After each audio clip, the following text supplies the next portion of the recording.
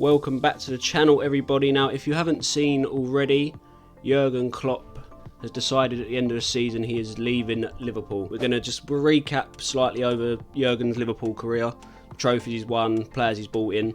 Then we're going to discuss future steps for the man and how he's going to move forward.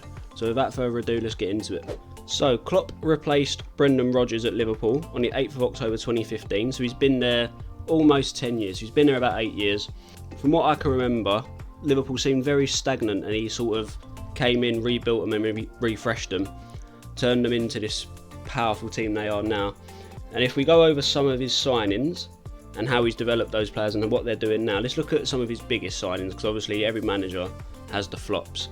So on the 28th of June 2016, he bought Sadio Mane from Southampton for 30 million.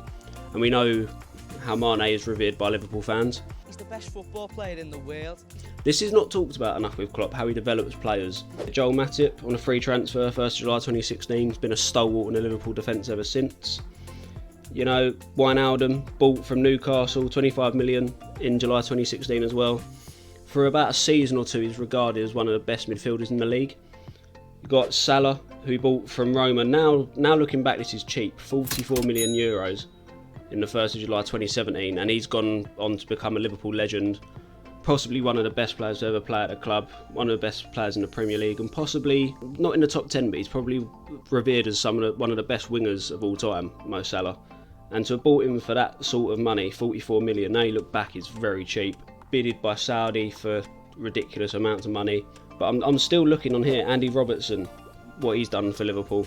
I know he has he splits people's opinions, Andy Robertson, but 10 million, very good signing. He's been the left back ever since. He's only lost out to Tsimikas through injury, so you know, he's a stalwart.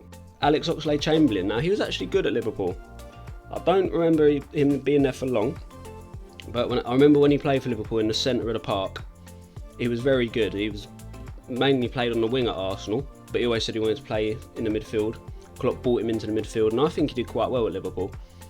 So that's another signing. Of course, the big one, Virgil van Dijk, 75 million. At the time, it was criticised. He still gets lauded as one of the best defenders in the world, if not the best in the world. I don't agree with it personally, but now you look back, 75 million is very good. Fabinho, 44 million. He was a stalwart in Liverpool's midfield for a while until he sadly declined and then is now in Saudi. Alisson, 65 million, one of the best keepers in the world, if not the best in the world. I'd say he's probably the best in the world. I know he has his moments, but you know, obviously you've got Thiago on a free transfer. Although he hasn't, you know, set the world at light at Liverpool, he was very well renowned for his passing. Sadly, it hasn't worked out, but it's still a big name. Diogo Jota doesn't get talked about enough at Liverpool. I think he's a very good player. I've seen some people say he's not that good a player for Liverpool, but I think he's just very underrated. You know, Konate, bought for 36 million from RB Leipzig, you know, sits next to Van Dijk in the centre, and it's a very good partnership. Darwin Núñez is a bit of a, you know, splits opinion, but he's shown flashes of brilliance, and I think once Klopp leaves, I think we will see an impact on Darwin Núñez's game, I think next season, but we'll see how that goes. Cody Gakpo has his moments. And what's not talked about enough with Klopp, I think, was the way he rebuilt the midfield this season. You know, he lost a lot of his key midfielders, a lot of key players, and he just rebuilt it within a transfer window. That's not easy to do. You know, he brought in McAllister, Szoboszlai. I know Endo's not considered a strong player, but that midfield's quite strong. You know, Gravenberch. But the way he's just transformed that midfield in one season is really good. And I see a lot of talk online of him being mocked for not winning a lot of trophies with Liverpool, but you forget how dominant Man City are. I think if you take away City's dominance, I think Liverpool would have had the league in a chokehold since 2017. I genuinely do believe that. And I just love watching Liverpool play. They're so good aggressively. They're so aggressive on the front foot. They're good defending. They're just a fun team to watch, and it'll be a shame to see Klopp leave. Don't know who his replacement will be. We'll talk about that later. So will we just see City dominate more? We don't know. It's going to be a tough one for Liverpool fans to take. A lot of them are taking it very hard. It's understandable, you know. He came from Dortmund after, you know, breaking up the Bundesliga. Obviously, where Bayern Munich win it season after season. He done well with Borussia Dortmund. So maybe a return to the Bundesliga. You don't know. He said he wants to take a break. I know Germany are looking at him for after the Euros, but if he seriously wants to take a break, I don't think he'll return to England. I think he's done what he wanted to do in England. You know, he's took Liverpool back to the kind of the top, because they're not the top team, but he's taken them back to where they were, you know, good challengers, strong opponents, difficult team to beat. I think he's done that. Let's look at the trophies he's won, because in 8 years he's won 7 trophies. You know, he won the Champions League. I think it had been 30 years since Liverpool won the Champions League. He won them their first league title in over 40 years. I think it was 40. You know, he's won FA Cup, a League Cup, could win another trophy this season. You know, he's playing Chelsea in the final of Carabao, so could add another trophy. They're still well in line to win the league.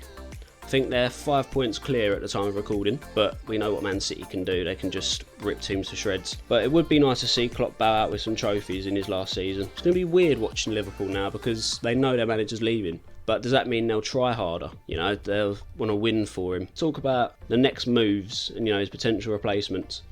He says he wants to take a break, and that's fair enough. You know, management is a demanding job. People don't realise it. It's a very demanding job. You know, the man's nearly 60, he's not getting any younger. He could do with a break. But then will he realise he'll miss football, or does he prefer spending time with his family? You don't know. I think we'll see him come back. I think we'll see Klopp come back personally. Maybe not soon, maybe within the next year or two, but I would like to see him manage Germany. I think they could do with another revamped Germany. They're not, you know, performing to standards Germany are used to. We've got the Euros coming up soon in about June or July, so we'll see where Germany are at then. But I think he'll be a class manager for them. I think he'll get them back to where they were back in like 2012, 2014, where they were just starting to win everything. Replacements. Been a lot of talk already who's going to replace Klopp. And I think we know who the obvious one is. I think it might be Xabi Alonso. He's doing very well by Leverkusen at the moment. 2 points clear in the Bundesliga. They've got a very good defensive record. They're very good going forward. I think it'd be a good replacement. You know, he's Liverpool legend. Another Liverpool legend was meant to take over, but he's kind of flopped in Steven Gerrard. I think if Gerrard gets the job, it's very unlikely, but we've seen stranger things happen in football. I think if Gerrard gets that Liverpool job, it's a travesty. Jose Mourinho is on the market. You know, he's been sacked by Roma for disciplinary issues. But will Liverpool fans want a character like Mourinho in the dugout? You know, you've had Klopp who, both him and Mourinho are very outspoken, but in different ways. But they play completely different football. So will Liverpool fans want that sort of football played? I don't know. I think they prefer Xabi Alonso because of his attacking football. I don't see Mourinho going down well. I did also see today in the papers, the Brentford manager. But yeah, Frank's apparently linked to join Liverpool. I don't think that one would work out. I think he's very happy at Brentford. He's got things working. Now Ivan Toney's back. So we'll see what will happen. I would like to see Xabi Alonso take over personally, because I just hear good things about him and the Bayer Leverkusen team he's got. Who would you like to see in the dugout? Let us know in the comments below. What do you think of the situation? Are you upset if you're a Liverpool fan, or is it time that you're like, yeah, Klopp needs to move on, like it's been time? Will we see Liverpool at their best if Klopp goes? Let us know down in the comments below. Don't forget to like, share and subscribe. We'll catch you next one, guys. See you later.